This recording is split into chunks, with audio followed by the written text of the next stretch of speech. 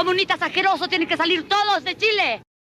Bon, dans la dernière vidéo, on a vu ce qui se dit théoriquement sur l'État. La stratégie à adopter pour prendre le pouvoir. Les marxistes articulent réforme et révolution comme deux moments avant tout imposés par une situation politique de crise. On choisit pas l'une ou l'autre méthode comme on choisit son menu au McDo, quoi. Les deux méthodes se complètent et ont un intérêt respectif dans le processus révolutionnaire. Opposer ces deux approches, c'est rien comprendre à la saucisse dans laquelle on vit. Alors maintenant, on va étudier un cas historique concret pour confronter tout ça, le Chili de Salvador Allende.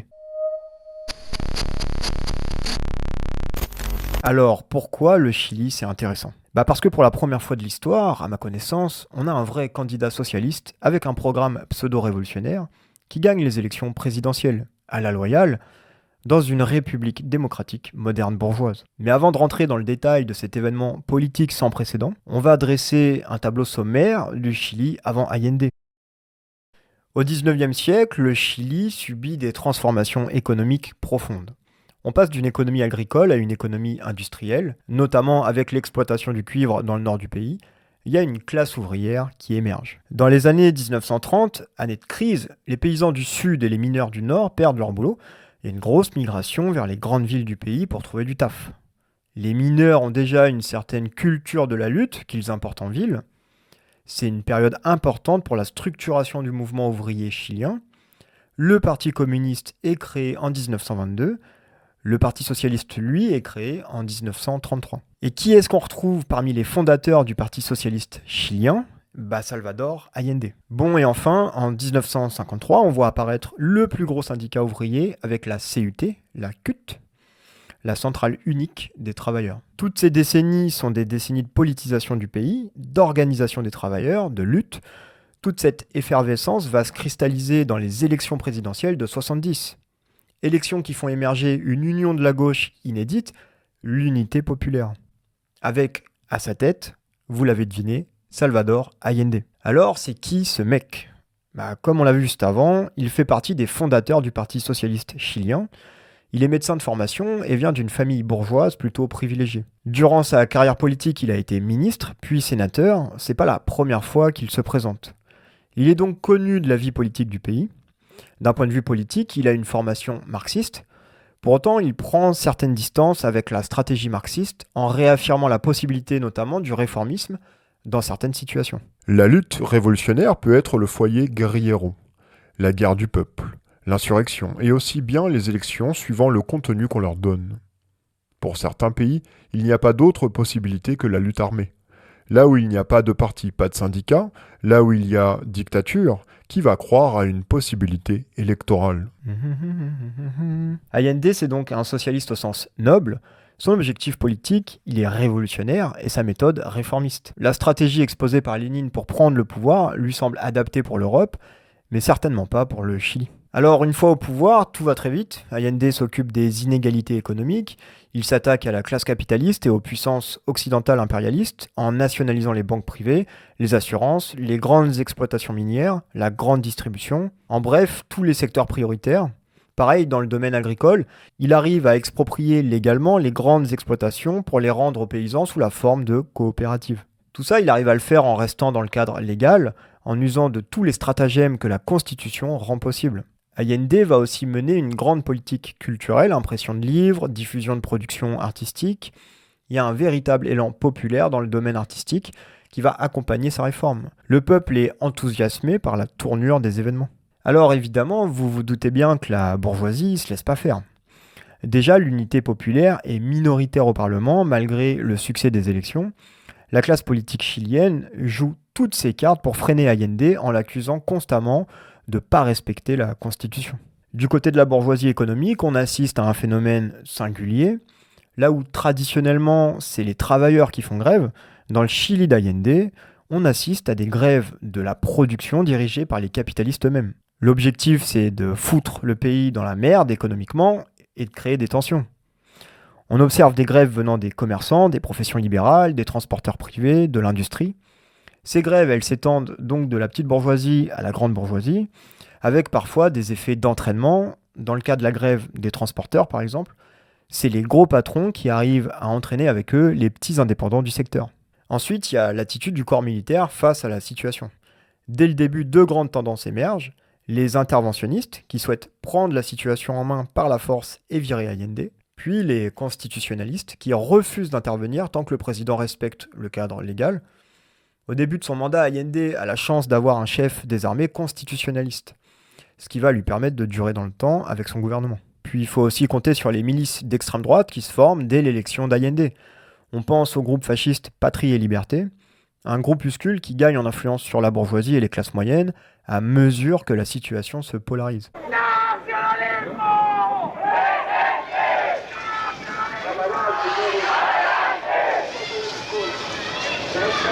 À savoir aussi qu'ils étaient financés en partie par les États-Unis. La CIA avait même placé des agents au sein de cette organisation. Et sur le plan politique, ils sont économiquement pour le marché et la libre entreprise, ce qui est apparemment assez inédit pour l'époque. Ensuite, il y a le contexte international. On est en pleine guerre froide, les USA et l'URSS se foutent sur la gueule de manière indirecte. Les USA s'inquiètent de l'effet domino du socialisme. Ils sont vigilants avec le Chili de peur que la peste rouge se propage en Amérique latine. Face à l'élection d'Allende, le président américain Nixon et la CIA vont chercher à déstabiliser économiquement le Chili pour pousser l'armée au coup d'État, en finançant notamment des grèves et en boycottant les produits chiliens. Il y a donc une pression à la fois intérieure avec l'opposition politique, les grèves de patrons, l'agitation provoquée par les milices fascistes, l'armée putschiste qui manœuvre, et extérieure avec les États-Unis qui manigancent pour faire échouer le gouvernement de l'unité populaire. La situation, elle est complètement dingue. Bon, et comme si ça suffisait pas, il y a une crise qui s'installe en 72. Para poder vivir en defensa de Chile frente a una realidad económica que no emana de los errores cometidos por nosotros, sin negar lo que hayamos cometido, sino son los factores internacionales y nacionales que pesan, sobre todo cuando un gobierno como el nuestro se enfrenta con el imperialismo y con la oligarquía terrateniente bancaria feudal. La production suit plus la demande, à cause notamment des boycotts des puissances étrangères et des grèves de patrons. Le pays est économiquement asphyxié et incapable de développer sa puissance productive. Résultat, il y a de l'inflation et des pénuries alimentaires. Les élections législatives de 73 remettent en jeu la légitimité du président Allende.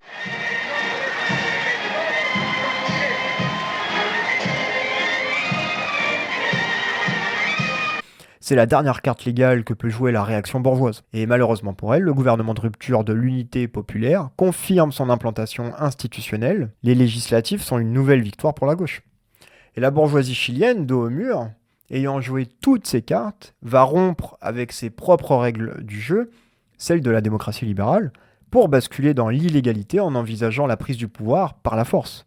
Donc un coup d'État. Pour que le coup d'État soit possible, il leur faut l'appui moral d'une partie de la population. Cet appui, la réaction le trouvera dans les couches intermédiaires et la petite bourgeoisie qui, par peur du déclassement, sont prêtes à tout. Comunistas asquerosos tienen que salir todos de Chile. El 21 de mayo tendremos, gracias a Dios, el gobierno más limpio y lindo que hayamos tenido, ganando con la democracia y sacando a estos comunistas marxistas podridos. ¿Cuál es su posición frente a las elecciones del domingo? Yo creo que es un plebiscito y que el domingo Chile va a decidir si quiere marxismo o quiere libertad. La montée des tensions, l'impossibilité de réformer le pays, l'éventualité d'un coup d'État divisent stratégiquement le bloc de gauche, le MIR, même si pas officiellement dans l'unité populaire, le MAPU, la gauche chrétienne, le Parti socialiste, incarne la tendance révolutionnaire.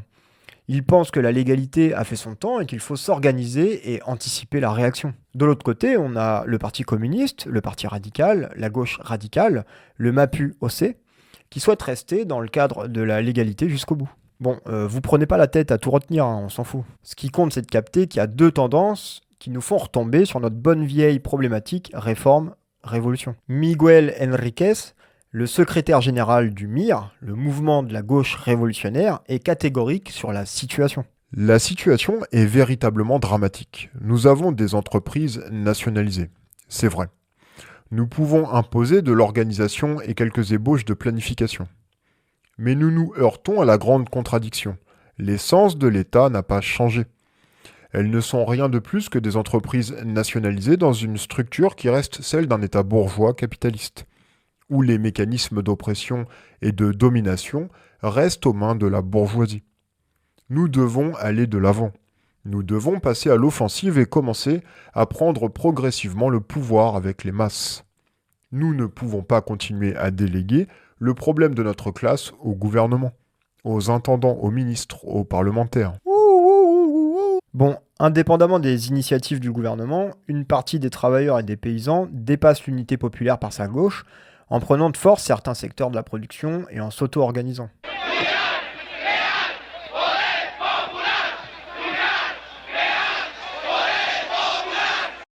Fortalecer los cordones industriales, fortalecer los consejos comunales, fortalecer la junta de vecinos, fortalecer las CAP, fortalecer todos los organismos vivos de la comunidad, compañeros.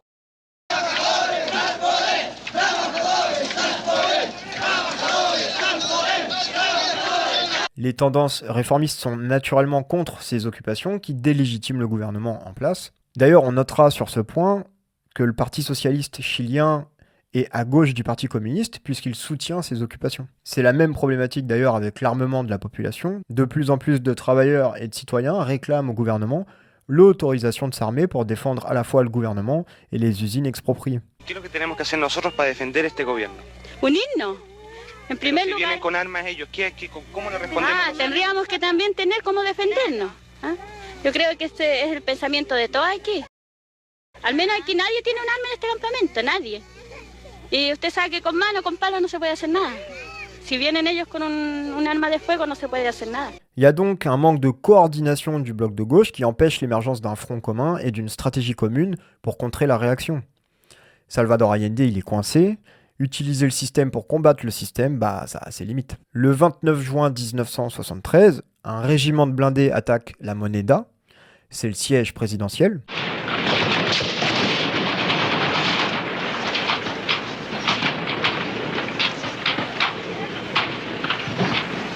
La tentative de coup d'État, elle échoue. On fait face à une initiative isolée qui rassemble pas le gros des forces armées. Mais 2 mois après, le 11 septembre, c'est le coup final. Appuyé d'ailleurs par les Américains qui approchent les côtes du Chili avec des destroyers. Les meneurs du coup d'État proposent à Allende de se rendre, mais c'est un piège. Le président refusera et tiendra le palais de la Moneda jusqu'à sa mort par suicide.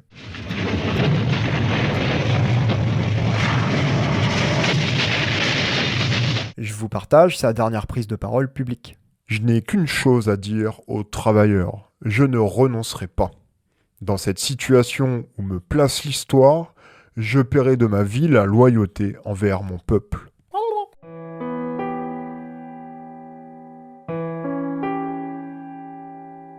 Bon, Salvador Allende, il va résister quelques heures avec 40 civils prêts à donner leur vie, puis c'en est fini. À 19h, les chefs militaires à l'initiative du putsch s'adressent au pays par la télévision. Ils officialisent la mise en place d'une dictature militaire avec à sa tête Augusto Pinochet, un haut gradé de l'armée qui avait pourtant la confiance du gouvernement. Las Fuerzas Armadas y de Orden han actuado en el día de hoy solo bajo la inspiración patriótica de sacar al país del caos que en forma aguda lo estaba precipitando el gobierno marxista de Salvador Allende. Un commandant prend alors la parole. Nous avons supporté pendant 3 ans le cancer marxiste qui nous a mené à un désastre économique, moral et social. Dans l'intérêt sacré de la patrie, nous nous sommes vus obligés d'assumer cette triste et douloureuse mission. À peine au pouvoir, Pinochet suspend la Constitution, dissout le Congrès, interdit les partis politiques, censure les journaux. Une grande chasse aux sorcières se met en place. Toute la force armée se déploie pour reprendre les usines et les quartiers. Elle écrase vite le peu de résistance qu'il y a. Les principaux stades dans les grandes villes sont transformés en camps de concentration à ciel ouvert. On arrête, on traque, on torture, on tue. C'est la descente aux enfers. La population fuit le Chili, on compte 1 million d'exilés sous la dictature. C'est là qu'émerge une particularité qui peut surprendre au premier regard. La spécificité historique du régime de Pinochet, c'est de mettre en avant une politique économique nouvelle, super efficace. Politique qui a contaminé le monde entier depuis, le néolibéralisme. Il faut bien comprendre que la dictature de Pinochet, c'est un bassin d'expérimentation de ce capitalisme qui rompt avec l'économie de l'État-providence d'après-guerre. La fonction historique du régime de Pinochet, c'est de réaffirmer les intérêts de la classe capitaliste chilienne et étrangère. Le fascisme, c'est jamais une forme de gouvernement qui émerge gratuitement sans raison. C'est la dernière carte que la bourgeoisie joue quand elle se retrouve dos au mur face à un prolétariat au sommet de sa puissance. Et du côté des économistes qui ont le mieux exprimé formellement les besoins du capital à l'époque, on retrouve Milton Friedman. Friedman qui va inspirer un groupe d'économistes chiliens à la botte de Pinochet, les Chicago Boys. À partir de 1975, on lance cette grande expérimentation en mettant fin à tout un tas de services publics, en privatisant, en ouvrant à la concurrence plein de secteurs, en subordonnant le contrôle par l'État au chaos du marché. Résultat, le Chili subit une paupérisation de zinzin, un quart de la population est sans revenu, les salaires baissent de moitié, les journées de travail s'allongent. Ce modèle, on en a parlé dans la première vidéo. En 2 mots, on peut définir ça comme une reconfiguration historique du capitalisme. Capitalisme qui va alors utiliser l'État pour mettre en place des politiques économiques libérales bien vénères. En nous faisant croire qu'il y a une nécessité à faire des économies à tout prix, en tapant notamment dans la fonction publique, la bourgeoisie réaffirme les intérêts du capital contre ceux des travailleurs. Voilà ce qu'il faut retenir. Du Chili, ce modèle économique va s'exporter en Angleterre, où il sera apporté par une grande figure de la réaction, Margaret Thatcher. Puis le modèle s'étendra peu à peu partout pour se généraliser. Puis en 80, Pinochet met en place une nouvelle constitution. Cette constitution réduit l'État à une intervention minimale et donne beaucoup de pouvoir aux dirigeants militaires. Pinochet privatise la santé, la retraite, l'école, l'énergie. Cette politique va attirer les investisseurs étrangers. Du coup, le pays connaît à ce moment-là une forte croissance. Mais les années 80, c'est aussi des années de réorganisation des travailleurs, malgré les interdictions. Face à la pression, le dictateur soumet la reconduction de son siège par référendum en 88. Il est alors désavoué et doit quitter ses fonctions. Cette situation inédite débouche sur une transition démocratique. On amende la constitution de 80 bout par bout. C'est le retour de la démocratie libérale. Pinochet finit par perdre sa place après 17 années au pouvoir. Il garde malgré tout certaines fonctions et privilèges. Grâce à la nouvelle constitution, il a notamment droit à un siège de sénateur à vie et reste commandant en chef de l'armée pour quelques années.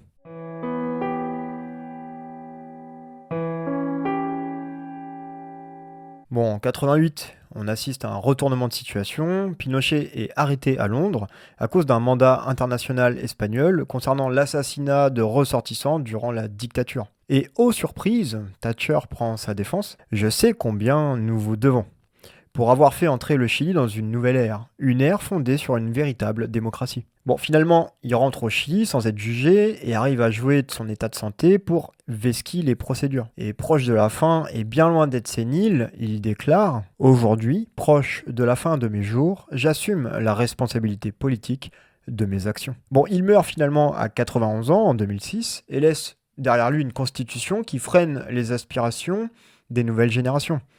Les jeunes refusent d'assumer cet héritage et se mobilisent la même année. Alors pour l'anecdote, Pinochet il vient d'une famille bretonne. Si, je vous jure, allez voir son Wikipédia. Donc les Bretons, je vous ai à l'œil. Bon, depuis la nouvelle démocratie, elle s'est stabilisée. Le modèle économique néolibéral hérité de la dictature, il s'impose comme un dogme. Le principe du privé comme solution à tout, ça se consolide définitivement. Le Chili continue de se développer et voit émerger une couche moyenne. En 2019, une banale augmentation du prix des transports publics met le feu au Chili.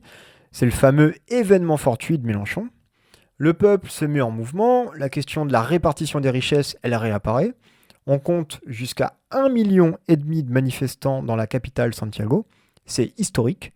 30% de la population sort dans la rue à l'échelle du pays. Le peuple désire une nouvelle constitution. Le président de l'époque cède sous la pression. Une assemblée exclusivement citoyenne est convoquée pour écrire cette constitution suite à un référendum. Alors dans la foulée, il y a un nouveau président de gauche qui est élu juste devant l'extrême droite, Gabriel Boric. La vie politique du pays est encore une fois en train de se polariser, mais l'offre de gauche elle est très molle et marque un grand recul théorique et programmatique sur le Chili de 70. Alors Boric revendique l'héritage d'Allende, mais dans les faits, c'est très mou. Il veut d'abord rompre avec la logique du privé dans tous les domaines et revenir à une forme d'État-providence, taxer les riches, donner un meilleur accès à la santé et à l'éducation, sortir le système de retraite du privé. Bon, et juste après son élection, les Chiliens doivent décider d'adopter ou non la nouvelle constitution. Cette nouvelle constitution, elle se veut progressiste, en mettant au cœur du contrat social l'éducation, la santé, la liberté d'expression, l'environnement. Il y a même l'idée de constitutionnaliser le droit à l'avortement. Et malheureusement, elle est rejetée par une large majorité de la population. C'est un échec pour la gauche. Alors, qu'est-ce qui peut expliquer ça ? Déjà, comme dans tout bon capitaliste qui se respecte, il y a un problème de concentration médiatique aux mains de la bourgeoisie. Pendant toute la campagne d'écriture de la nouvelle constitution, les médias ont joué toutes les cartes possibles pour matraquer les esprits. Aussi, avec l'élection de Boric juste avant, on se doute que le référendum sur la nouvelle constitution, c'est aussi une manière de sanctionner le candidat de gauche. Et enfin, il y a un paramètre à prendre en compte, un paramètre qui n'est pas négligeable. La participation au référendum, elle est obligatoire. Et ça implique quoi ? Que des couches de la population qui d'habitude votent pas s'expriment pour la première fois. C'est difficile d'anticiper l'effet que ça va avoir. On peut aussi imaginer que plusieurs décennies de politique néolibérale et de propagande ont complètement retourné le crâne de la population. Le vote des femmes, il illustre bien le phénomène. Alors que la nouvelle constitution formalise de nouveaux droits importants pour les femmes, plus de 50% des Chiliennes rejettent le texte. Alors est-ce que cet échec marque la fin de la lutte et du renouveau des mobilisations sociales ? Bon, c'est évident que non. Tant qu'il y a des inégalités, de la violence sociale, de la violence de classe, il y a des combats à mener et des gens pour mener ces combats. En tout cas, on voit clairement que le Chili, aujourd'hui, paye l'échec de la période Allende. Le pays se traîne une vieille constitution issue d'une dictature militaire libérale. Puis les organisations de gauche et les militants, ils ont l'air plutôt affaiblis. La conscience de classe, elle a vachement reculé par rapport à la période d'Allende.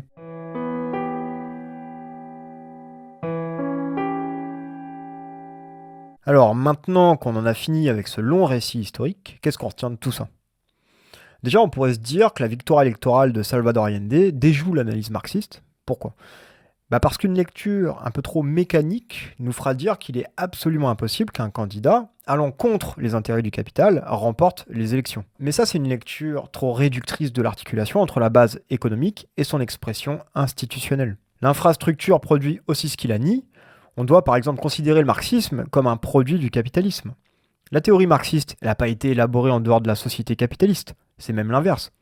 Marx a vécu au cœur de la bête, dans les pays les plus à l'avant-garde de cette nouvelle organisation économique. Pour rappel, comme je l'expliquais dans ma deuxième vidéo, on trouve déjà chez Engels l'idée que le pouvoir politique peut aller en sens inverse des intérêts économiques. La répercussion du pouvoir de l'État sur le développement économique peut être de trois sortes. Elle peut agir dans la même direction, alors tout marche plus vite. Elle peut agir en sens inverse du développement économique, et de nos jours, elle fait fiasco chez chaque grand peuple au bout d'un temps déterminé. Ou encore, elle peut fermer au développement économique certaines voies et lui en prescrire d'autres. Ce cas se ramenant finalement à l'un des deux précédents. Mais il est clair que dans les deuxième et troisième cas, le pouvoir politique peut causer un grand dommage au développement économique et produire un gaspillage massif de force et de matière. On trouve aussi chez Rosa Luxembourg l'idée intéressante que la bourgeoisie n'est pas nécessairement en phase avec les besoins de l'économie. Et c'est vrai quand on y réfléchit. La bourgeoisie, c'est pas un bloc homogène. Ses aspirations politiques, elles varient. Le Pen, par exemple, elle porte pas exactement le même projet politique que Macron. Même s'il y a des choses qui seront évidemment jamais remises en question, la propriété capitaliste en tête. Dans le spectre de l'offre politique, il y a des franges de la bourgeoisie plus en capacité d'accompagner l'accumulation du capital et son développement. Le nationalisme, par exemple, si on pousse cette logique trop loin, va à contresens des besoins de la grande bourgeoisie française. Je pense d'ailleurs que c'est pas pour rien que Le Pen a abandonné la question du Frexit. Elle a compris que l'échelle européenne protégeait les intérêts du capitalisme français face à la montée des puissances du Sud et la crise. Bref, ce qui se joue sur le plan politique et institutionnel, c'est pas un bête reflet mécanique des besoins économiques, comme on l'a déjà vu. La victoire présidentielle d'un candidat allant à l'encontre des intérêts du capital, ça reste possible en fonction des configurations historiques. Et c'est ce qui s'est passé au Chili. Et aussitôt cette curiosité historique actée, la bourgeoisie chilienne, appuyée par la classe politique américaine, elle était déjà en train de manœuvrer pour défendre ses intérêts. Et cette réaction, elle n'a rien de surprenant au regard de tout ce qui a été dit sur la nature de l'État et l'organisation sociale. Le cas du Chili, il nous donne en apparence tort. Mais en nous donnant tort, il nous donne 2 fois plus raison en fait. Allende pensait pouvoir aller pacifiquement et démocratiquement au bout du processus de transformation de la société capitaliste, mais c'était oublier une chose fondamentale. Dans une société démocratique pacifiée, la nature de classe de l'organisation sociale peut vite faire basculer la situation du côté du fascisme par nécessité. Une classe dominante à l'agonie, Elle est prête à tout pour sauver son cul. Les belles idées progressistes de démocratie, elles pèsent rien face à la possibilité d'une mise à mort sociale. Et je ne vais pas spéculer sur l'appréciation de la situation à l'époque par Allende. C'était un grand monsieur, intelligent et courageux. Est-ce qu'il avait, malgré sa capacité d'analyse, une mauvaise lecture de la situation ? Ou est-ce que c'était tout simplement un traître ? Dans tous les cas, je me demande vraiment pourquoi il a freiné la volonté d'autodéfense du peuple. Ça reste pour le moment un mystère. Bon, l'autodéfense du peuple, justement, j'y viens. On voit bien la pertinence de l'approche marxiste à travers l'exemple du Chili sur l'articulation réforme-révolution. C'est la situation historique qui donne la marche à suivre. Et c'est la responsabilité de ceux qui portent la transformation sociale d'examiner avec justesse cette situation, d'agir en adéquation avec ce qu'exige le réel. Usted como abogado y jurista, ¿cierto? Podría explicarnos cuándo es legal, ¿no es cierto? Y cuándo es ilegal. Nosotros apareceríamos en la ilegalidad tratando de defender al gobierno de los trabajadores como trabajadores mismos si tomásemos la précaution d'acquérir algún armamento. Les travailleurs et les citoyens engagés auprès de la cause révolutionnaire, ils attendaient que l'aval d'Allende pour s'armer et défendre le peu qu'ils avaient gagné sur la bourgeoisie. Así que mañana pasado, en la misma noche, el mandan a aviones y listo. Los matan a todos y como somos indefensos, aquí los quedamos. ¿Y habría que armar al pueblo entonces? Por supuesto, claro, y eso es lo que tiene que hacer el gobierno. En el fondo significa no tener un poco más de poder para la clase, un poco más de poder. No son la solución definitiva. Nosotros creemos que definitivamente una u otra elección más no van a solucionar el problema para evitar el enfrentamiento. El enfrentamiento es inevitable. On comprend évidemment que le gouvernement ait voulu rassurer et jouer la carte de la légalité pour donner aucun gage à l'opposition. Opposition qui aurait saisi l'occasion pour faire un coup d'État. Sauf que l'histoire, elle donne tort à cette stratégie. Dans tous les cas, la bourgeoisie, elle était prête à aller jusqu'au coup d'État. Elle attendait juste la première occasion et un soutien parmi la population. Il fallait prendre les devants et basculer du côté de l'illégalité. La situation, elle l'exigeait en fait. D'autant que c'est pas comme si la situation de l'époque était illisible. Toute une partie de la gauche voyait très bien ce qui arrivait et souhaitait cette bascule. Ustedes no saben la composición de clase que existe hoy día en las Fuerzas Armadas, compañeros. No saben ustedes que la mayoría de la oficialidad están por el golpe.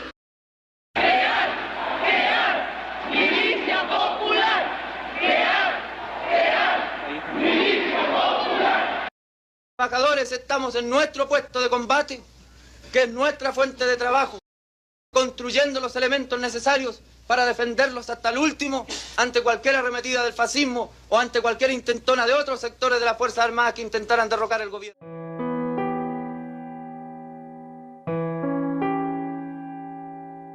Alors, pourquoi convoquer cet exemple du Chili d'Allende pour penser le cas de Mélenchon ? Parce qu'avec Allende, on a un très bon exemple, comme on vient de le voir, d'une politique de rupture menée de A à Z de manière légale. Du début à la fin, Allende joue cette carte en respectant la constitution chilienne, ce qui permet à son gouvernement de tenir un certain temps. Pourquoi ? Car la réaction, comme on l'a dit, peut pas tout de suite prendre le pouvoir par la force. Il faut que cette solution apparaisse comme la dernière solution, une solution légitime. La légalité, c'est ce qui permet donc à son gouvernement de tenir, mais c'est aussi sa faiblesse. Pour gagner le rapport de force définitivement et empêcher la réaction, Allende aurait dû basculer dans l'illégalité et laisser le peuple s'autodéfendre. Alors comme Salvador Allende, Mélenchon c'est un légaliste convaincu. On peut donc légitimement se poser la question de ce qui arriverait s'il prenait le pouvoir. Jusqu'où pourra-t-il appliquer son programme de rupture en respectant la Constitution française ? Et jusqu'où sera prête à aller la bourgeoisie nationale pour défendre ses intérêts et freiner Mélenchon ? Je dis pas qu'une fois Mélenchon au pouvoir, on aurait nécessairement un putsch par la bourgeoisie, avec à sa tête l'équivalent d'un Pinochet. Faut toujours partir de la situation concrète pour penser une situation politique, jamais transposer dans n'importe quelle situation des recettes toutes faites, ou généraliser de manière abusive sur la base de cas concrets. Bon, dit autrement, la France c'est pas le Chili, même s'il y a aussi une situation commune, une société de classe, une organisation économique capitaliste, une république démocratique moderne. La différence la plus fondamentale entre ces deux pays, c'est qu'on a d'un côté une des plus grandes puissances capitalistes et coloniales de l'histoire, pendant que de l'autre côté, on a une puissance dominée économiquement par le capitalisme occidental, une puissance où la bourgeoisie locale est elle-même au service des bourgeoisies étrangères, notamment américaines. Puis la France, c'est aussi des milliardaires parmi les plus influents du monde, des multinationales implantées partout, des banques tellement puissantes que leur faillite provoquerait une crise mondiale, une armée professionnelle pas ridicule, la dissuasion nucléaire. Si une politique de rupture anticapitaliste aboutit au sein même de l'Empire, ici en France, L'attitude par exemple des États-Unis sera sans doute très différente, plus mesurée. De quelle manière? Bah j'en sais rien, je lis pas dans les boules de cristal les frérots. Et puis ça se trouve, je me plante complètement, hein, la bourgeoisie occidentale effrayée à l'idée que le socialisme se propage en Europe, au cœur même de la bête, serait prête à tout, qui sait? C'est pas évident d'anticiper et de démêler un tel truc. Là, on fait vraiment de la politique fiction. Ce qui est sûr, c'est que le capitalisme, à travers la classe dominante, il se laissera pas faire. Il faut se préparer à un mouvement de défense et de réaction. On peut pas laisser le hasard faire les choses et prendre le risque de vivre ce qu'ont vécu les Chiliens, emprisonnés, torturés, traqués, humiliés, assassinés. C'est la bourgeoisie qui décidera du niveau de confrontation. Nous, on n'y peut rien. Jusqu'où les bourgeois seront prêts à aller pour défendre leur existence sociale, on peut pas savoir. On peut juste se préparer au pire. Et comprenez bien une chose, les frérots. Je suis pas un bandeur de révolution. Ça m'amuse pas, tout ça. Je suis le premier à être terrifié par cette perspective. Ce serait tellement plus simple d'avoir juste à élire le bon candidat avec le programme qui va dans notre sens. Quand on tape sur Mélenchon, en tant que marxiste, on ne tape pas pour faire nos marxologues chiants. On tape pour des raisons concrètes et stratégiques. On pense que stratégiquement, le vieux, il a ses limites. Une fois posé ce constat, il y a deux camps. Les marxistes qui soutiennent pas Mélenchon, soit ils votent pour leurs candidats respectifs, soit ils votent pas. Puis, il y a les marxistes qui le soutiennent de manière critique. Moi, je fais partie de ceux qui le soutiennent de manière critique. Et je vais expliquer pourquoi en reprenant tout ce qui a été développé depuis le début. Bon, déjà qu'on se mette d'accord. La stratégie populiste de Mélenchon, qu'il appelle maintenant peupliste, elle est super efficace pour performer électoralement. Le fait de se concentrer sur l'accès aux biens et services de consommation, ce qu'il appelle les réseaux, ça permet de parler des choses concrètes de la vie quotidienne, bien loin des abstractions chiantes marxisantes. Ça permet aussi de ratisser large. Même la petite bourgeoisie et les couches intermédiaires peuvent s'identifier au discours de Mélenchon. Elles aussi sont dépossédées et dépassées par la marche du grand capital. L'idée, c'est de convoquer l'expérience la plus commune, la plus rassembleuse. Et ça, c'est une stratégie transclasse. Alors la preuve de l'efficacité de cette stratégie, il suffit d'aller la chercher dans les divers résultats électoraux du vieux. 11% en 2012, 19% en 2017, 22% en 2022. On voit bien que ça marche. Ces performances s'accentuent avec le temps. Mélenchon, il arrive à être raccord avec la volonté de rupture et les problèmes concrets des gens. C'est vraiment, du point de vue pratique, que la stratégie du vieux, elle montre ses limites. C'est en posant la question de la prise du pouvoir qu'on voit que ça va pas, en fait. En étudiant la nature profonde de la société de classe capitaliste, on a vu que le réformisme était, sur le papier du moins, incapable de transformer la société, car incapable de nous donner définitivement le pouvoir. Et même si c'est un exemple qui a ses limites, on a été chercher du côté du Chili une démonstration historique, par les faits, de l'impuissance du réformisme, avec le cas inédit d'un président marxiste jouant la carte de la légalité jusqu'au bout. Le minimum que Mélenchon peut faire, c'est accéder au second tour, ce qui serait déjà énorme. Contrairement à certains camarades, je pense pas que ça sert à rien, au contraire. Mélenchon au second tour, ça permet deux choses. Déjouer le narratif autoréalisateur, où l'extrême droite arrive nécessairement au second tour, et ce qui va avec, le barrage républicain. Puis, verrouiller une bonne fois pour toutes les ambitions de la gauche social-libérale, en installant définitivement l'hégémonie d'une gauche de rupture antilibérale. Mélenchon au second tour, c'est donc le retour d'une polarisation saine de la vie politique du pays. On aurait deux blocs, les porteurs d'un projet antilibéral un peu mou, contre les porteurs du pourrissement de l'histoire qui défendent un monde où l'argent prime sur nos besoins. Bon, et dans l'hypothèse la plus optimiste, Mélenchon devient président. Personnellement, j'y crois pas. Je pense ça vraiment impossible et je dis pas ça pour vous décourager, mais j'essaie de regarder les choses en face. C'est très difficile d'arriver au pouvoir avec un projet de rupture en respectant les règles du jeu. Le fameux barrage républicain, on sait très bien ce que ça deviendrait si le vieux arrivait au second tour. Ça deviendrait un barrage anticommuniste. Mais bon, partons de l'hypothèse qu'il y aurait un sursaut populaire permettant aux vieux d'accéder à la présidence. Comme je le disais juste avant, ça pose quand même tout un tas de problèmes. La bourgeoisie se laissera pas faire en fait. Là, il faut bien comprendre une chose. Une fois Mélenchon au pouvoir, c'est que le début de la bataille, les frérots. La lutte de classe, elle se termine pas avec une victoire électorale. Au contraire, elle s'intensifie. Toute l'énergie que la bourgeoisie mobilise déjà actuellement pour barrer la dynamique de Mélenchon, c'est rien comparé à ce qu'on va se prendre dans la tronche s'il est élu. La stratégie populiste en soi, c'est donc pas ça que je critique, ça marche, c'est efficace pour performer électoralement. Le problème de fond, c'est que ça infantilise le corps social qu'on mobilise. On s'empare pas de notre destin. C'est une élite politique de gauche qui le fait pour nous. Là, pareil, c'est pas par principe que je critique ça, mais par stratégie. Si demain, une élite de gauche authentiquement révolutionnaire prend le pouvoir et fait le taf, je m'en fous, tant mieux. Le problème, c'est que ça marchera pas, justement à cause de la réaction de défense de la bourgeoisie. Mélenchon a besoin d'un soutien massif de la population pour aller au bout de sa politique de rupture. Et ça, désolé, mais ça s'improvise pas, ça se prépare. D'ailleurs, même lui en a conscience, il en parle parfois. Mais j'ai l'impression qu'il compte trop sur une sorte de sursaut populaire. Alors justement, parlons-en du sursaut populaire. On pourrait émettre l'hypothèse que la situation activerait le corps social, lui ferait gagner en conscience de classe par la force des choses. C'est d'ailleurs souvent ce qui se passe dans les mouvements sociaux. C'est par la pratique que les gens gagnent en conscience politique. Le cas évident qu'on a eu récemment, c'est celui des Gilets jaunes. On est passé d'une colère sur le coût de la vie à une demande démocratique en l'espace de quelques mois. Quand les circonstances historiques sont favorables, ça a un effet accélérateur. Autrement dit, si Mélenchon arrive au pouvoir et se fait rouler dessus par la réaction, il y a effectivement fort à parier que les gens se réveillent. Mais c'est chaud de parier là-dessus. Une fois Mélenchon au pouvoir, est-ce que c'est pas trop tard en fait ? Le manque de préparation, d'organisation et de conscience politique, ça nous fera sans doute perdre face à une bourgeoisie prête à tout. Le prolétariat chilien, il était 100 fois plus organisé et conscient que nous. Faut voir les discours de l'époque. Pour autant, ils ont quand même échoué. Et nous, on se contenterait d'attendre gentiment que les circonstances historiques poussent le peuple à se défendre, en voyant Mélenchon se faire attaquer de tous les côtés. C'est une stratégie de la défaite, ça. Alors oui, il y a quand même chez Mélenchon l'envie de responsabiliser les gens, de les pousser à s'emparer de leur destin. On le voit bien avec l'idée de l'Assemblée constituante ou avec le RIC. Il n'y a pas rien. Mais est-ce que c'est pas prendre les choses à l'envers ? Bon, le problème qui émerge là, c'est celui du sujet révolutionnaire et de son organisation et de sa conscience politique. On ne peut pas tout attendre d'une élite, même l'élite la plus basée du monde. On doit prendre notre destin en main en fait. La question de la conscience de classe, ou plus largement la conscience de sa condition, que ce soit aussi de genre ou de race, elle est centrale. N'importe quelle dynamique politique, qu'elle soit progressiste ou réactionnaire, pour aboutir, elle doit être portée par un corps social. Et pour que le corps social se bouge, faut qu'il ait intérêt à ça. Alors ok, tout ça, ça peut se faire de manière plus ou moins spontanée et organique, mais ça a ses limites. Jamais les Gilets jaunes, par exemple, ont eu une ambition révolutionnaire. Ils étaient anarchistes dans l'organisation du mouvement, ce qui les rendait plutôt sympathiques, mais au niveau des objectifs politiques, c'était assez timide. Ok, le RIC, c'est pas rien. En arriver à formuler ça, c'est ouf quand on part de zéro, mais fondamentalement, ça reste une demande de partage du pouvoir avec la classe dominante. Les Gilets jaunes se sont empêchés d'aller au bout de leur démarche et de poser la question de la démocratie sur la production et la consommation, donc sur l'économie. Et ça, on aura beau faire toutes les cabrioles sémantiques possibles, c'est pas autre chose que la question communiste. Pareil, je pense que c'est pas pour rien que la constituante du Chili a échoué. Il y a sans doute un lien entre le manque de conscience de classe de la population et cet échec.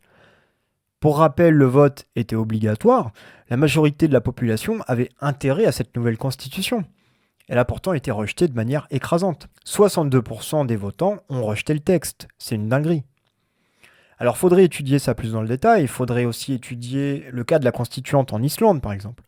C'est important de partir de cas concrets pour élaborer une stratégie. En tout cas, on voit bien à travers ces exemples que le peuple ne défend pas spontanément ses intérêts. Et ça, c'est un gros problème auquel on fait face pour organiser le rapport de force avec la bourgeoisie. Et j'ai l'impression, même si je manque de recul, que le désir de révolution passe aussi par un détour. Et ce détour, c'est pas autre chose qu'une compréhension rationnelle du réel, donc scientifique. La question de fond derrière tout ça, elle est simple. Est-ce que mener une pratique révolutionnaire nécessite d'avoir une conscience de classe et une conscience claire des objectifs à atteindre ? Dit autrement, est-ce qu'il peut y avoir des révolutions aveugles ? Cette question, c'est aussi celle du sujet révolutionnaire. C'est la même question posée différemment en fait. Un sujet révolutionnaire, c'est un corps social qui a un intérêt objectif à renverser la table. C'est un corps social qui subit l'exploitation ou la domination d'un autre corps. Mais c'est aussi un corps qui a une conscience aiguë de ses intérêts, et cette conscience, elle se forge à travers une compréhension scientifique du réel. Bref, c'est du vécu plus une compréhension rationnelle de ce vécu. Et c'est ce qu'on appelle chez les marxistes la conscience pour soi, par opposition à la conscience en soi. Alors ce que j'énonce là, ça appelle une autre vidéo, une vidéo où on réfléchira sur la question du corps social qui doit porter le flambeau de la transformation de la société. Depuis les années 70, on peut estimer qu'il y a une crise théorique autour de cette problématique. Tout un tas d'intellectuels pensent réinventer la roue en remettant en jeu les acquis du marxisme. Est-ce que le prolétariat est dépassé pour porter ce flambeau ? Est-ce qu'on peut espérer mobiliser au-delà ? Est-ce que, comme certains le disent, le prolétariat s'est embourgeoisé au point de ne plus avoir intérêt au changement ? Notamment à cause de l'impérialisme. Je verrai pour vous faire du contenu sur le sujet. Bref, on voit bien que toutes ces questions sont complexes, et que même en prenant le scénario le plus favorable, c'est-à-dire un scénario où le vieux devient président, la question de la réaction défensive de la bourgeoisie, c'est une vraie question. C'est bien beau de prendre le pouvoir, mais il faut pouvoir le garder derrière. Il faut aussi pouvoir l'utiliser sans être freiné. Il n'y a pas de pouvoir sans corps social pour le porter. La question du sujet révolutionnaire, de son organisation et de sa conscience politique, c'est la question centrale. On ne peut pas continuer de se mentir à nous-mêmes sur ces questions. Beaucoup trop de gens placent tout leur espoir dans la stratégie politique de Mélenchon et les élections. Nosotros somos la fuerza de él, porque por él, o sea, él está de presidente por nosotros, porque nosotros lo sacamos, no ellos, porque los ricos jamás van a tirar para nosotros.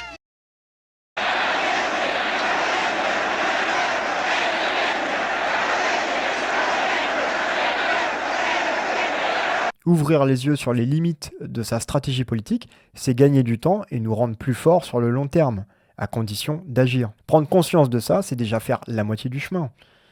Maintenant, qu'est-ce qu'il faut construire ? J'ai pas réponse à tout. Mais il faut s'organiser, se former à la compréhension du monde, s'unir et faire bloc. Notre camp politique est dans un état lamentable. Alors est-ce qu'il faut partir de l'existant ou créer de nouvelles formes d'organisation ? Je me mouille pas là-dessus. Mais ce qui est sûr, c'est qu'en tant que dominé et exploité, on a besoin d'outils pour lutter. Les organisations politiques et syndicales, elles font partie de ces outils. Le spontanéisme, ça a ses limites au bout d'un moment. Faute d'avoir une organisation digne de ce nom qui regroupe le gros des forces vives révolutionnaires, sur le plan strictement électoral, renforcer Mélenchon, c'est renforcer une gauche de rupture capable, non pas d'imposer, mais au moins de freiner l'hystérie néolibérale qu'incarne Macron. Il y a un intérêt stratégique à renforcer le vieux. Alors, aussitôt que j'ai dit ça, il y a un dilemme qui apparaît. Est-ce que renforcer Mélenchon, c'est pas aussi affaiblir la perspective communiste et la méthode révolutionnaire ? Ou dit autrement, est-ce que voter pour lui, c'est pas se rendre inaudible ? Est-ce que c'est pas un peu jouer double jeu ? Est-ce qu'en faisant ça, on n'envoie pas un signal paradoxal aux gens ? Genre, votez Mélenchon, donc délégué, mais dans le même temps, surtout, engagez-vous, car ça suffira pas de juste élire le vieux. Bon, c'est vrai que ça peut semer une certaine confusion, mais à nous d'être clairs en fait. Puis surtout, on n'aura pas à se poser cette question si on arrive à combattre son hégémonie, en faisant émerger une force politique populaire, sachant intelligemment s'adapter à la situation, à travers une grille de lecture claire du réel, c'est-à-dire marxiste mais actualisée, une grille de lecture qui pense la société comme une totalité usant de la classe, du genre et de la race, comme des technologies d'assignation pour dominer et exploiter le vivant, on partirait sur une bonne base. Bon, la prochaine fois qu'on se retrouve, je vous parlerai de la pensée politique et de la stratégie de Chantal Mouffe. Vous allez voir que ça résonne pas mal avec Mélenchon. Et évidemment, l'idée, ce sera de reparler du vieux en faisant dialoguer tout ça. Alors, je vous préviens à l'avance, le prochain épisode, ce sera sans doute l'épisode le plus long. Je sais que c'est pas le format le plus digeste, mais il y a tellement de choses à dire, j'essaie vraiment de faire au mieux. Le contenu militant que vous venez de visionner existe grâce à votre soutien financier. Je vous remercie.